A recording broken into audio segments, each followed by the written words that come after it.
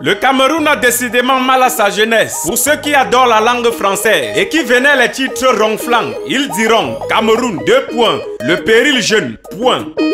Permettez-nous de nous exprimer afin que les élèves de 6e puissent nous comprendre. Pendant que les jeunes d'ailleurs brillent par des concepts culturels comme la jeune Aïcha Tremblay du Burkina Faso ou encore sur le plan sportif comme l'ivoirienne Marie-Josée Talou. Sans oublier sur le plan musical avec le Nigeria à travers des artistes comme Burna Boy et Wizkid et j'en passe. Au Cameroun, ce sont les scandales en milieu jeune. Le cas le plus récent d'un trio de demoiselles ayant défiguré leurs congénères pour une histoire de cul, permettez l'expression, c'est pour que ça passe mieux dans vos tympans. À peine la vingtaine pour la plus âgée, c'est un cas d'école qui renchérit davantage la décrépitude morale dont fait preuve cette jeunesse. Un peu plus loin, ce sont les aînés dans le domaine du sport qui se livrent des combats acharnés de jour comme de nuit, précisément à la FECAFOOT contre le comité exécutif, sans manquer de tenir des propos injurieux que les plus jeunes ne manqueront pas d'utiliser à la moindre occasion.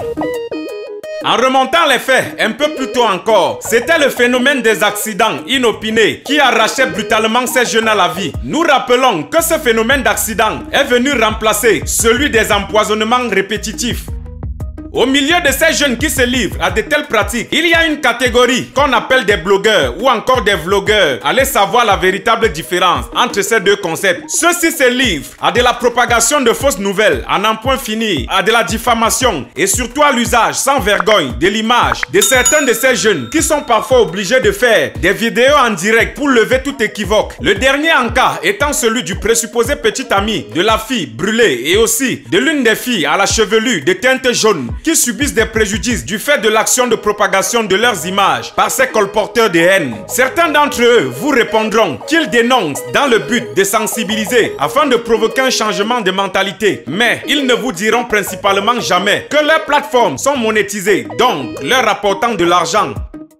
Face à cette montée vertigineuse de l'usage néfaste des réseaux sociaux, les plus avertis se demanderont si l'État n'a pas failli. Au droit de vous répondre que l'État est infaillible pour vous rappeler encore que force restera à la loi. Ainsi donc, l'on se demanderait pourquoi l'antique, chargée de réguler de telles situations, ne prend-elle pas le taureau par les cornes, si tant est que, parmi l'une de ses missions, il y a celle de préserver la propriété intellectuelle, l'intégrité morale des consommateurs. Les paradigmes étant tellement différents, nous constatons qu'ailleurs, des jeunes s'intéressent davantage à la politique, mais qu'au Cameroun, ce soit toujours le sexe, l'alcool, la drogue et l'argent. À quoi est dû donc ce phénomène?